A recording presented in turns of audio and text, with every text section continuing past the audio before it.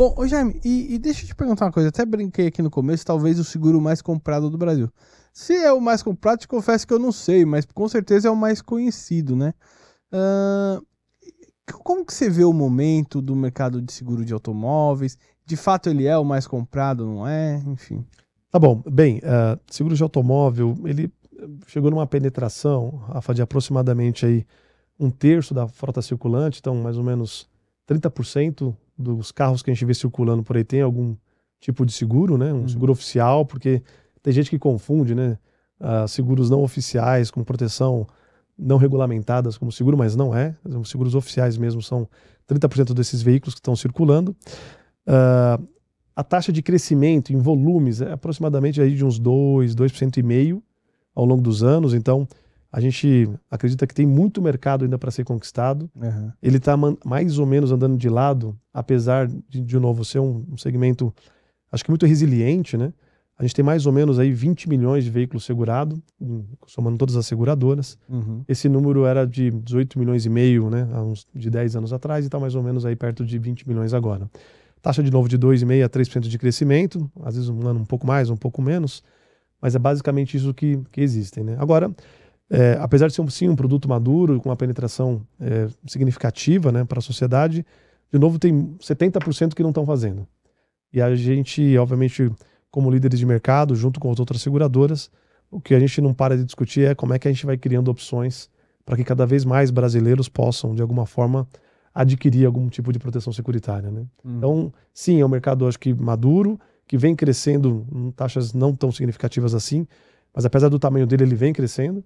E eu acho que, de novo, o recado aqui, como é que a gente vai fazer para desbravar esses 70% que não estão adquirindo uma proteção. Ô Jame, mas o que que você acha, na sua opinião, que ele não avança numa velocidade que talvez as companhias ou a própria economia que, né, queira que ela cresça, né? Porque, de novo, 30%, né? E aí tem anos 2, 3% a mais, mas você acha que é uma coisa muito econômica, uma falta de conhecimento? Você pode dar um chute ou não? Tem mais de um fator, mas o econômico não tenha dúvida, porque seguro ainda custa caro, né? E as pessoas consideram como custo, porque é benéfico, né? A maioria das pessoas, né, a gente fala, não importa qual é o ramo, ela não acorda pela manhã e se imagina comprando uma proteção securitária, né? Ou ela compra porque algum amigo foi roubado, ou porque, né, uma casa pegou fogo, ele ouviu falar, e aí, obviamente, ele sai procurando nesse momento. Mas é claro, eu costumo dizer que a indústria de seguros, ela compete com a escola, com a comida, com qualquer outra coisa que venha antes disso, né? Uhum. Então, o que eu posso dizer, acho que é muito menos hoje por falta de conhecimento e muito porque tem uma parte financeira muito importante atrelado aqui. E, de novo, acho que a gente fazendo caber no bolso das pessoas, ou seja, criando soluções mais inventivas que possam caber no bolso das pessoas, eu tenho certeza que a gente tem condições de fazer com que a proteção seja dada para mais pessoas. Claro, tem um pouco de falta de conhecimento dependendo da região do país, pode ter sim, isso também não é insignificante pelo tamanho do nosso país, né? Mas tem uma questão de que muitas às vezes essas pessoas estão nos procurando, e quando eu falo nos procurando, não é só o Grupo Porto, é o mercado de seguros como um todo, Claro. e não consegue encontrar uma proteção que caiba no bolso, e muitas das vezes essa pessoa fica tentando bancar o próprio risco, né? Será que. Desculpa. Não, será que também tem a ver com a idade da frota brasileira? Influencia também? Porque eu acho que tudo é uma cadeia, né? Econômico, aí, óbvio, a frota. Sem dúvida alguma, e de novo a questão econômica, né? A gente está num país ainda em desenvolvimento, né? Não precisamos nem dizer de vários exemplos aqui em termos de a parte econômica e financeira. Mas mais da metade da frota de veículos circulantes tem mais de 10 anos de uso. E, obviamente, com uma frota circulante, mais da metade dela, com mais de 10 anos de uso, e eu falava para vocês agora há pouco, né? Boa parte dos produtos de seguro de automóvel ainda são legalmente, né, fiscalizados e você tem que colocar peças genuínas. Ou seja, o valor do carro vai diminuindo, o custo da peça sempre é significativo nessa brincadeira de, obviamente, fazer o nosso show acontecer. E aí, proporcionalmente, né, a taxa que você vai pagar para veículos mais antigos pesa mais. E pesa mais para quem tem menos poder aquisitivo. Aí a coisa, obviamente, não fecha. Verdade. Se o cara já tem um carro mais barato por causa disso, o seguro ainda acaba pesando no bolso. E por outro lado, Jaime, você acha que tem a questão da percepção do risco? Você até comentou, né? Às vezes a pessoa só vai comprar o seguro depois que o vizinho foi roubado ou que ela mesma tenha sido, enfim. Você acha que o brasileiro, apesar de morar no Brasil, né? Enfim, de ter notícias todo dia aí, e também de ter aquela percepção de riscos que vão além do roubo, né? Sim. Danos a terceiro, até de se responsabilizar por eventuais danos que causam aos outros, enfim. Você acha que essa percepção de risco e talvez percepção de responsabilidade afeta também? Não tenho nenhuma dúvida, afeta. E aí, para não perder, né, voltando um pouquinho, que a gente tem um parênteses importante. A gente falou dos carros, né, com mais de 10 anos de uso. Uhum.